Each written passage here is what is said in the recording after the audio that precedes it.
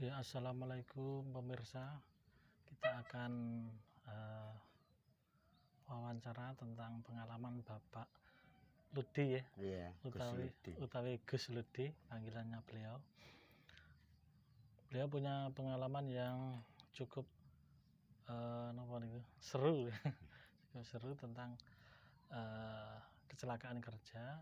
Beliau menjadi seorang guru ya Pak ya. Iya. Di mana Pak? SMK Ma'arif 1 Nanggulan. SMK Ma'arif Nanggulan. Kulon Progo Ya. Jadi nanti pertanyaannya ada beberapa tahap Pak. Iya. Tahap pertama kronologinya gimana, kemudian terus kejadian berikutnya apa dan Iya. Ya, monggo Pak, dimulai.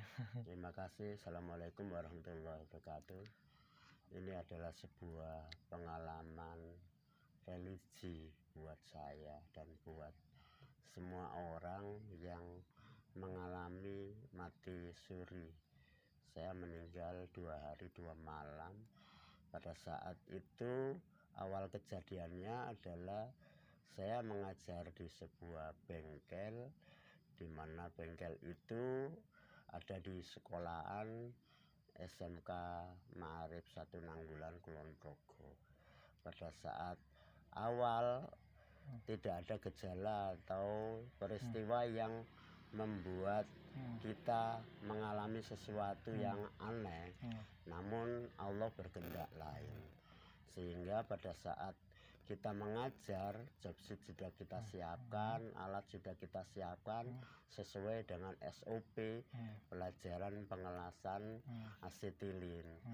Nah, pada saat itu sekitar antara jam 9 pagi kita mulai pembelajaran. Yang pertama adalah pembelajaran las listrik. Pada saat las listrik tidak terjadi kondisi yang membuat sesuatu kecelakaan, namun ketika di las asetilin itu ada sebuah tragedi yang menurut saya tidak pernah kita cita-citakan dan tidak pernah kita rencanakan. Memang kalau salah tadi las asilin itu Pak? Las asetilin itu las karbit. Oh, las karbit ya, betul. Iya, las karbit. Biar tahu. Iya, jadi las karbit itu las yang menggunakan batu karbit. Tapi yang kita pakai di sekolah itu kita memakai tabung. Jadi tabung itu hasil ekstraksi dari batu karbit menjadi cairan padat yang menghasilkan gas. Seperti halnya pada ibu-ibu atau mama yang suka masak menggunakan gas LPG, itu sama dengan itu. Awal mulanya alat yang kita pakai tidak bermasalah sebetulnya, namun ketika kita praktek, karena itu adalah praktek awal, itu anak sudah kita kasih contoh, sudah kita jelaskan, terus bagaimananya itu sudah kita jelaskan sesuai dengan SOP yang ada. Namun ketika sudah selesai guru menjelaskan, kemudian alat dipakai untuk murid. Murid ini karena hal baru dan baru pertama kali pegang alat, sehingga mungkin grigo, mungkin grogi, atau mungkin juga karena ini tidak percaya diri. Itu sehingga pada saat itu murid menggunakan alat itu, yaitu seperti halnya kalau kita lihat itu dia memakainya itu sebetulnya secara prosedur sudah benar, cuman karena dia grogi sehingga blender las yang dinyalakan dengan menggunakan korek api las itu tidak nyala-nyala. Itu sehingga mungkin ada kejengkelan atau mungkin ada keraguan sehingga dipukulkan ke bataku, kemudian dinyalakan sehingga terjadi ledakan yang luar biasa. Itu alat itu kemudian memercikkan api, dan api itu harusnya memancarkan ke bawah, tapi berhubung karena kena hantaman bataku yang tadi itu sehingga berbalik arah membakar anak tersebut dari leher sampai perut. Karena hentakan yang demikian kuat sehingga selang yang tadinya aman, yang di atas adalah selang asetilin, yang bawah adalah selang oksigen. Selang asetilin ini lepas, copot, kemudian berdiri seperti ular kobra itu, kemudian menyemprot muka saya itu dengan keras sekali. Itu saya pada waktu itu masih beruntung dalam artian karena saya memakai goggles, kemudian kacamata, kemudian masih memakai kacamata las yang biasa digunakan oleh bapak-bapak yang kerja di bengkel atau bekerja di konstruksi. Itu alat yang kita pakai itu yang bagian luar itu betul-betul terbakar habis. Itu saya terlempar dari hentakan itu selang tadi yang memancarkan gas sama api, kemudian sama asap, sehingga saya terlempar 4 meter dan saya pingsan. Pada saat saya pingsan itu sudah mulai peristiwa aneh itu muncul di hadapan saya. Pada saat anak sudah lari menyelamatkan diri, saya pingsan, itu kemudian datanglah 2 sosok putih yang seperti halogen. Kalau teman-teman suka ngelihat film Star Trek itu seperti halogen. Jadi dia bentuknya putih sekali. Itu malah istilahnya kalau dalam bahasa itu seperti nur ala nur. Itu cahaya di atas cahaya. Itu datang menghampiri kita. Terus beliaunya menjelaskan ke kita itu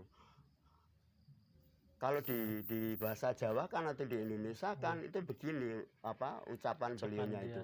Kalau kamu kepingin tahu nerakamu, silakan kamu lari mengikuti murid itu, sehingga biarkan kecelakaan kerja ini menghabisi semua warga di sekolahan. Tapi kalau kamu kepingin mendapatkan surgamu, maka selamatkan masyarakat sekolahan di SMK Ma'arif 1 Nanggulan ini dengan mematikan api las asetilin tersebut. Sehingga pada saat itu dalam kondisi api yang sudah membara dan asap yang tebal yang luar biasa, kemudian ditambah lagi bau gas asetilinnya itu sudah sedemikian pekatnya itu. Terus saya beranikan diri untuk mengambil kunci Inggris. Jadi saya geragap-geragap cari kunci Inggris, kepegang kunci Inggris. Api yang sudah demikian tinggi sampai memenuhi ruangan dan gas juga itu, kemudian asap juga sudah demikian padat itu, saya terus lari masuk ke bengkel lagi dan menutup apa yang dinamakan dengan tabung asetilin tadi. Ya, kita tutup 1 putaran, api turun sedikit, 1 putaran lagi, api turun lagi, sedikit putaran lagi, sampai sedemikian rupa sehingga api asap gas itu sampai ke ini istilahnya lutut ya, sampai ke lutut. Kemudian sampai ke lutut itu saya sudah nggak kuat, akhirnya saya keraskan sekali putaran, terus setelah itu saya pingsan lagi. Saya pingsan lagi, terus saya dibawa pingsan lagi, anak murid sudah dibawa ke rumah sakit PKU Muhammadiyah Nanggulan. Kemudian saya baru dicari oleh teman-teman. Tapi api sudah mengecil, Pak ya? Ya, api sudah ngecil, sudah terlihat agak terang dibandingkan dengan awal itu. Jadi api itu sudah turun gitu. Tapi saya di posisi antara tabung las, tabung asetilin dan tabung oksigen. Kemudian di sebelahnya ada pelat, jadi saya kecepit di situ. Itu setelah saya ditemukan, terus saya dibawa ke rumah sakit PKU Muhammadiyah. Terus di PKU Muhammadiyah ada tindakan untuk penyelamatan awal. Itu setelah itu baru dibawa ke rumah sakit Niageng Serang. Kebetulan di Niageng Serang ada dokter itu anestesi atau dokter itu kecelakaan itu dimasukkan di gawat darurat itu, terus gawat darurat langsung ngebel ke Sarjito. Ini kecelakaan ini harus dibawa, kecelakaan kerja ini karena kebakar ini harus dibawa ke Sarjito.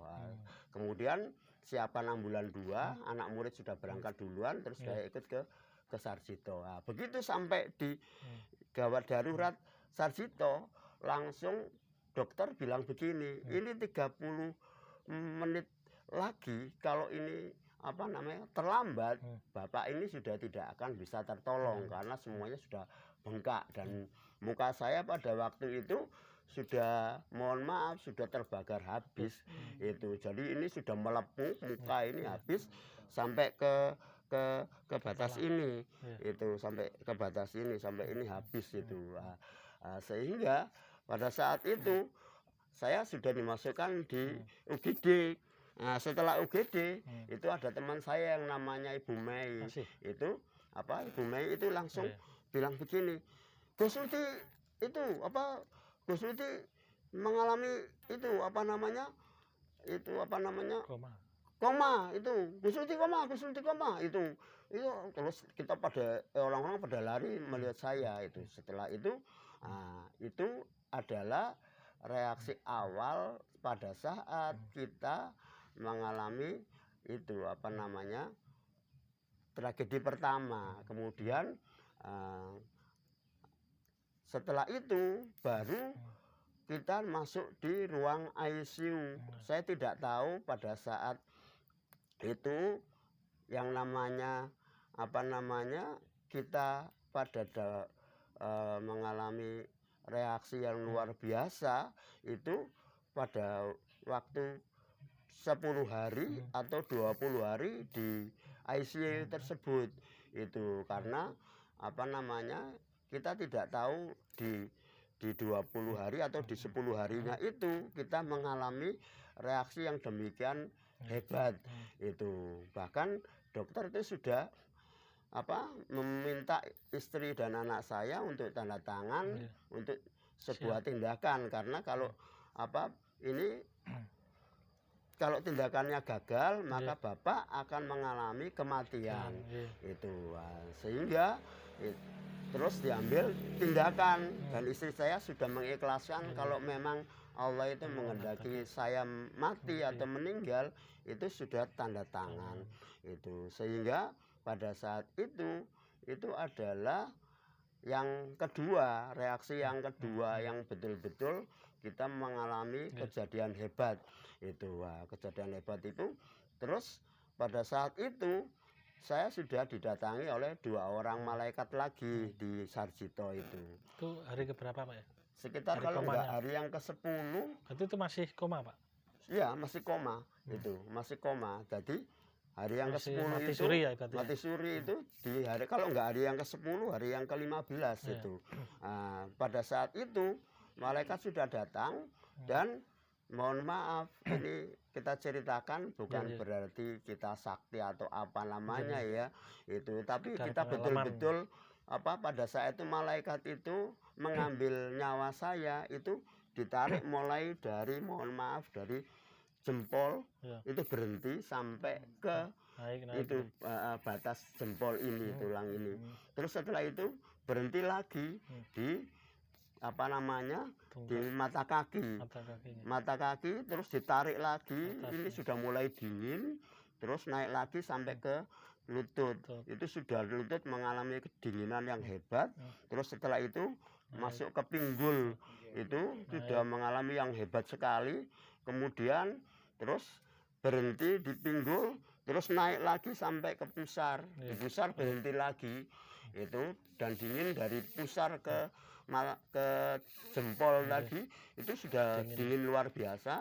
Kemudian naik ke dada. Lah dari dada ini yang betul-betul seperti Rasulullah bilang, orang yang sakaratul maut itu seperti orang yang ditebas dengan 1000 pedang. Nah, di sini ini main betul yang namanya kekuasaan Allah itu.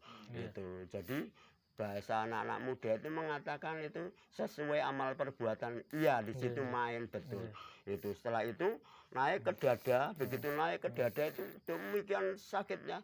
Terus habis itu terus ke leher, itu ke batas leher ini. Terus yang paling sakit itu adalah dari leher ke dagu ini. Itu sudah demikian sudah demikian sakitnya luar biasa itu. Terus setelah itu saya hanya bisa berucap Allahu Akbar Terus saya tidak sempat baca la ilaha illallah karena kita sudah seperti tercekik pada saat itu. Istilahnya sudah betul-betul istilahnya darurat sekali. Terus habis itu dari dagu terus ke ini ke masuk ke bibir. Setelah itu sudah lepas, dan yang saya pertama kali saya pegang adalah istri saya. Istri saya itu saya peragakan seperti ini, itu sudah saya pegang.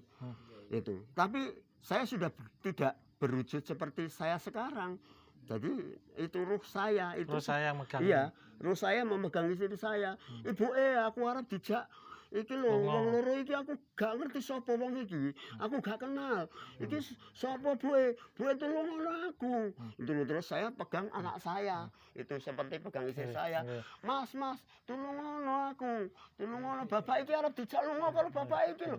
Bapak gak kenal iki. Iki sapa wong iki? Iki sapa aku? Iki aku gak ngerti iki wong iki sapa. Itu saya demikian panik seperti itu. Itu terus saya sempat berucap kepada ya Allah, memang ini adalah akhir dari kehidupan saya.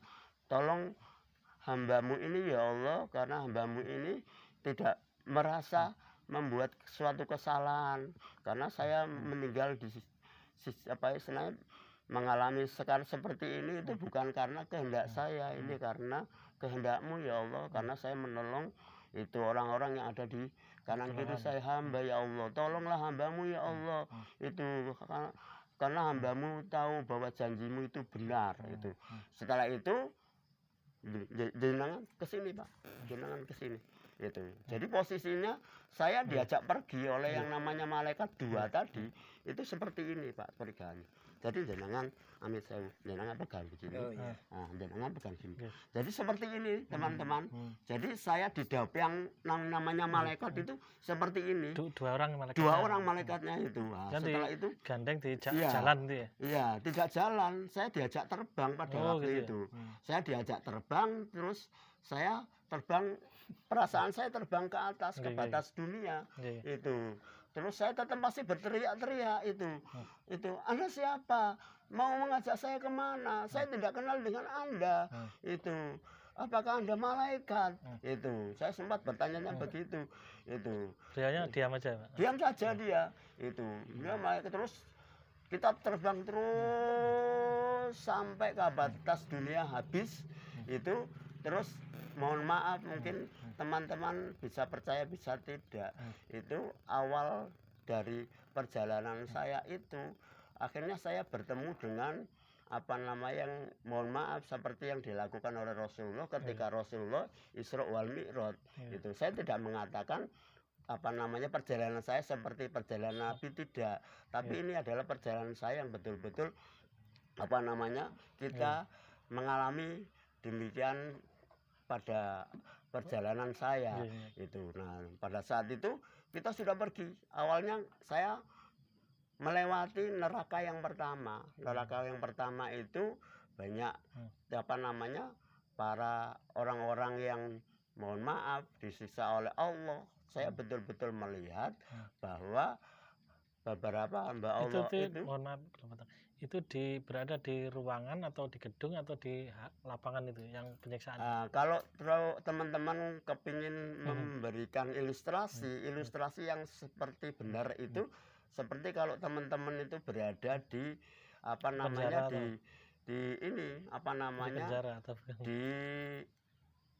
kalau kita ke Sermo ya. Ke Sermo itu kan ada kubangan besar. Itu kubangan besar yang paling bawah itu adalah menurut saya itu neraka yang pertama. Di situ banyak orang yang perempuan laki-laki yang memecah-mecahkan kepalanya, itu bentur-benturkan sampai hancur dan utuh lagi, kemudian dia menghancurkan lagi. Saya bertanya kepada malaikat itu, ya malaikatullah, itu orang kenapa kok kepala-kepalanya sendiri kok dihancurkan sendiri ya, itu mereka minta kepada Allah tapi tidak diizinkan, barang 1 menit atau 2 menit pengen dia itu kembali ke dunia dan untuk bersedekah itu. Jadi dia mengalami kegetunan atau mengalami apa namanya penyesalan yang luar biasa. Dia menghancurkan dengan apa itu, Pak? Dia menghancurkan, bentur-benturkan kepalanya dengan apa, Batu dinding api. Karena di situ adalah yang saya lihat itu adalah api. Jadi semuanya itu di kubangan seperti semua itu api semua dan api yang menyala-nyala itu. Dan mereka itu membenturkan karena dia merasa tadi apa namanya sangat menyesal. Terus naik ke lantai. Jadi dia dosanya apa itu? Memecah kepala itu? Tadi apa namanya? Ya yang pertama itu apa namanya? Munafik. Dia itu munafik itu. Jadi munafik. Setelah itu naik ke lagi itu dia orang-orang yang itu apa namanya? Yang kafir itu. Setelah itu naik lagi ke neraka yang ketiga sampai ke neraka yang ketujuh. Yang demikian hebat ini neraka ketujuh itu adalah neraka yang mohon maaf dihuni oleh hamba Allah yang dari umatnya Muhammad. Neraka ke-6 dan ke-7 menurut penjelasan beliau itu neraka yang dihuni oleh orang-orang dari hamba Rasulullah yang meninggal belum sampai mengalami taubat gitu. Terus neraka yang ke-7 adalah orang-orang yang mohon maaf mendurgagai apa namanya orang tua. Itu apa namanya ibu bapaknya, nabinya, pemimpinnya, itu neraka yang ke-7 itu. Jadi saya betul-betul melewati 7 neraka itu beberapa sab sampai ke-7. Setelah itu saya mendapatkan surga yang pertama. Surga yang pertama itu terus saya tanya kepada malaikat itu, ya malaikat Allah, kenapa pada saat apa namanya saya lewat di neraka itu badan saya tidak terbakar ya Rasulullah, hanya kaki saya kiri itu kok cuman hitam-hitam itu. Wahai hamba Allah, kamu adalah termasuk orang yang ahli sedekah. Padahal yang saya tahu, saya hanya sedekah subuh beberapa tahun itu tidak banyak. Setiap selesai saya salat subuh itu 1.000, 2.000 atau 500 perak atau 100 perak atau 5.000 perak. Ya seadanya itu. Cuman itu apa demi Allah kita itu apa namanya sedekah